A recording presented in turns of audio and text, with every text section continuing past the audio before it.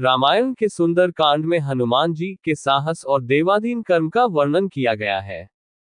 हनुमान जी की भेंट राम जी से उनके वनवास के समय तब हुई, जब राम जी अपने भ्राता लक्ष्मण के साथ अपनी पत्नी सीता की खोज कर रहे थे।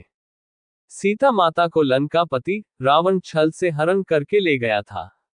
सीता जी को खोजते हुए दोनों भ्राता ऋषिमुख पर्वत के समीप पहुंच गए, जहां सुग्रीव अपने अनुयायियों के साथ अपने ज्येष्ठ भ्राता बाली से छिपकर रहते थे। वानर राज बाली ने अपने छोटे भ्राता सुग्रीव को एक गंभीर मिथ्याबोध के चलते अपने साम्राज्य से बाहर निकाल दिया था, और वो किसी भी तरह से सुग्रीव के तर्क को सुनने के लिए तैयार नहीं था। साथ ही बाली ने सुग्रीव की पत्नी को भी अपने पास बलपूर्वक रखा हुआ था। राम और लक्ष्मण को आता देख सुग्रीव ने हनुमान को उनका परिचय जानने के लिए भेजा। हनुमान एक ब्राह्मण के वेश में उनके समीप गए। हनुमान के मुख से प्रथम शब्द सुनते ही श्रीराम ने लक्ष्मण से कहा कि कोई भी बिना वेद पुराण को जाने ऐसा नहीं बोल सकता जैसा इस ब्राह्मण ने बोला। राम जी को उस ब्राह्मण के मुख, नेत्र, माथा, भौं या अन्य किसी भी शारीरिक संरचना से कुछ भी मिथ्या प्रतीत नहीं हुआ। राम जी ने लक्ष्मण से कहा कि इस ब्राह्मण के मंत्रमुग्ध उच्चारण को सुन के तो शत्रु भी अस्त्र त्याग देगा। उन्होंने ब्राह्मण की ओर प्रशंसा करते हुए कहा कि वो नरेश राजा निसंकोच ही सफल होगा, जिसके पास ऐसा गुप्तचर होगा।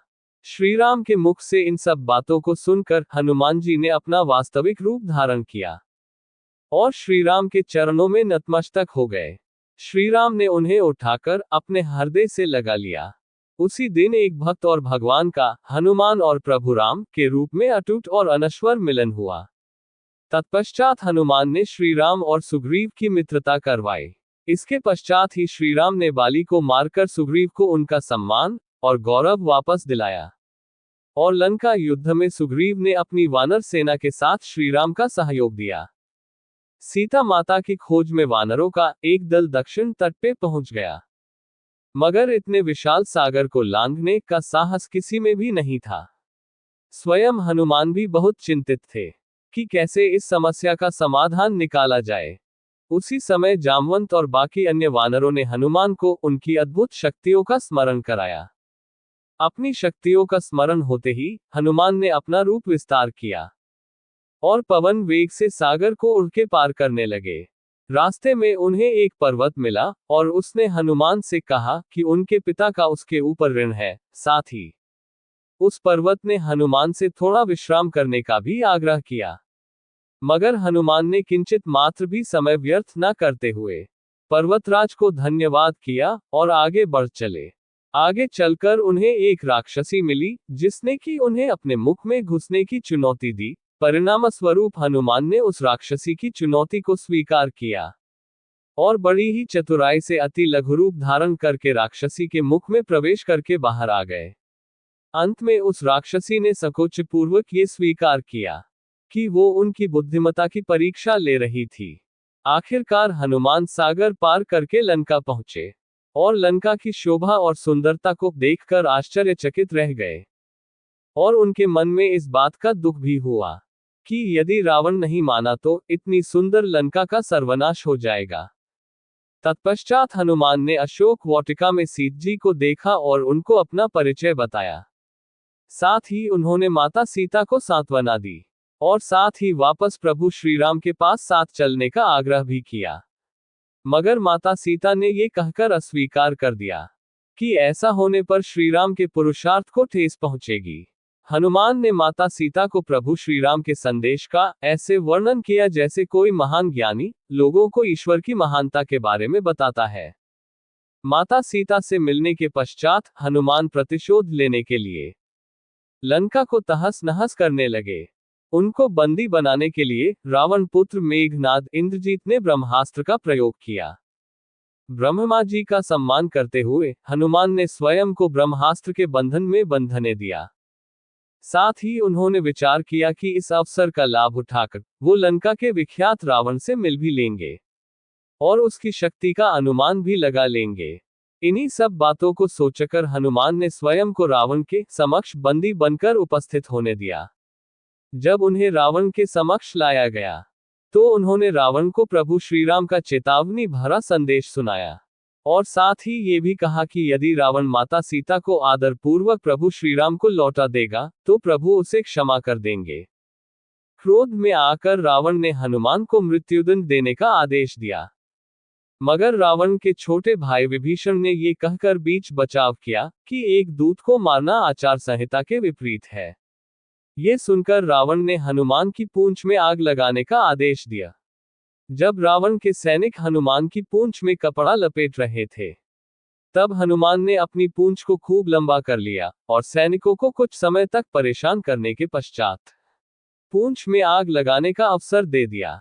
पूंछ में आग लगते ही हनुमान ने बंधन मुक्त होकर लंका को जलाना शुरू कर दिया और अंत में पूंछ में लगी आग को समुद्र में बुझाकर वापस प्रभु श्रीराम के पास आ गए। लंका युद्ध में जब लक्ष्मण मूर्छित हो गए थे, तब हनुमान जी को ही द्रोणागिरी पर्वत पर से संजीवनी बूटी लाने भेजा गया, मगर वो बूटी को भली भांति पहचान नहीं पाए और पुनः अपने पराक्रम का परिचय देते हुए वो पूरा द्रोणागिरी पर्वत ही रणभूमि में उठा लाए और परिणाम स्वरूप लक्ष्मण के प्राण की रक्षा की। भावुक होकर श्रीराम ने हनुमान को हृदय से लगा लिया और बोले कि हनुमान, तुम मुझे भ्राता भरत की भांति ही प्रिय हो। हनुमान का पंचमुखी अवतार भी रामायण युद्ध की ही एक घटना है। अहिरावण जो कि काले जादू का ज्ञाता था, उसने राम और लक्ष्मण का सोते समय हरण कर लिया और उन्हें विमोहित करके पाताल लोक में ले गया। उनकी खोज में हनुमान भी पाताल लोक पहुंच गए। पाताल लोक के मुख्य द्वार एक युवा प्राणी मकरध्वज पहरा देता था, जिसका आधा शरीर मछली का और आधा शरीर वानर का था। मकरध्वज के जन्म की कथा भी बहुत रोचक है। यद्यपि हनुमान ब्रह्मचारी थे, मगर मकरध्वज उनका ही पुत्र था। लंका दहन के पश्चात जब हनुमान पूंछ में लगी आग को बुझाने समुद्र में गए, तो उनके पसीने की बूंद समुद्र में गिर गई। उस बूंद को एक मछली ने पी लिया और वो गर्भवती हो गई। इस बात का पता तब चला जब उस मछली को अहिरावण की रसोई में लाया गया। मछली के पेट में से जीवित बचे उस विचित्र प्राणी को निकाला गया। अहिरावण ने उसे पालकर बड़ा किया और उसे पातालपुरी के द्वार का रक्षक बना दिया। हनुमान इन सभी बातों से अनभिज्ञ थे। यद्यपि मकरध्वज को पता था कि हनुमान उसके पिता हैं, मगर वो उन्हें पहचान नहीं पाया क्योंकि उसने पहले कभी उन्हें देखा नहीं था। जब हनुमान ने अपना परिचय दिया तो वो जान गया कि ये मेरे पिता हैं, मगर फिर भी उसने हनुमान के साथ युद्ध करने का निश्चय किया, क्योंकि पातालपुरी के द्वार की रक्षा करना उसका प्रथम कर्तव्य था। हनुमान ने बड़ी आसानी से उसे अपने अधीन कर लिया और पातालपुरी के मुख्य द्वार पर बांध दिया। पातालपुरी में प्रवेश करने के पश्चात हनुमान ने पता लगा लिया कि अहिरावण का वध करने के लिए उन्हें 5 दीपकों को एक साथ बुझाना पड़ेगा। अतः उन्होंने पंचमुखी अवतार श्री वराह, श्री नरसिम्हा, श्री गरुण, श्री हयग्रीव और स्वयं धारण किया और एक साथ में 5 दीपकों को बुझाकर अहिरावण का अंत किया। अहिरावण का वध होने के पश्चात हनुमान ने प्रभु श्रीराम के आदेशानुसार मकरध्वज को पातालपुरी का नरेश बना दिया। युद्ध समाप्त होने के साथ ही श्रीराम का 14 वर्ष का वनवास भी समाप्त हो चला था।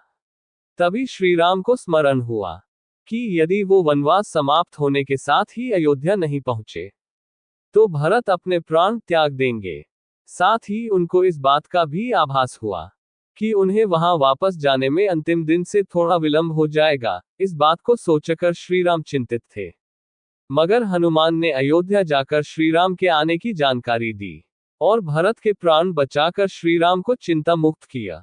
अयोध्या में राज्याभिषेक होने के बाद प्रभु श्रीराम ने उन सभी को सम्मानित करने का निर्णय लिया जिन्होंने लंका युद्ध में रावण को पराजित करने में उनकी सहायता की थी। उनकी सभा में एक भव्य समारोह का आयोजन किया गया, जिसमें पूरी वानर सेना को उपहार देकर सम्मानित किया गया। हनुमान को भी उपहार लेने के लिए बुलाया गया। हनुमान मंच पर गए, मगर उन्हें उपहार की कोई जिज्ञासा नहीं थी। हनुमान को ऊपर आता देखकर भावना से अभिप्लुत श्रीराम ने उन्हें गले लगा लिया और कहा कि हनुमान ने अपनी निश्चल सेवा और पराक्रम से जो योगदान दिया है, उसके बदले में ऐसा कोई उपहार नहीं है जो उनको दिया जा सके। मगर अनुराग स्वरूप माता सीता ने अपना एक मोतियों का हार उन्हें भेंट किया। उपहार लेने के उपरांत हनुमान माला के एक एक मोती को तोड़कर देखने लगे। ये देखकर सभा में उपस्थित सदस्यों ने उनसे इसका कारण पूछा, तो हनुमान ने कहा कि वो ये देख रहे हैं मोतियों के अंदर उनके प्रभु श्री राम और माता सीता है कि नहीं, क्योंकि यदि वो इनमें नहीं है तो इस हार का उनके लिए कोई मूल्य नहीं है। ये सुनकर कुछ लोगों ने कहा कि हनुमान के मन में प्रभु श्री राम और माता सीता के लिए उतना प्रेम नहीं है जितना कि उन्हें लगता है। इतना सुनते ही हनुमान ने अपनी छाती चीर के लोगों को दिखाई, और सभी ये देखकर स्तब्ध रह गए कि वास्तव में उनके हृदय में प्रभु श्री राम और माता सीता की छवि विद्यमान थी। दोस्तों, वीडियो पसंद आई हो तो वीडियो को लाइक करें, ज्यादा से ज्यादा शेयर करें, और यदि आप हमारे चैनल पर नए हो तो हमारे चैनल को सब्सक्राइब जरूर करें। धन्यवाद।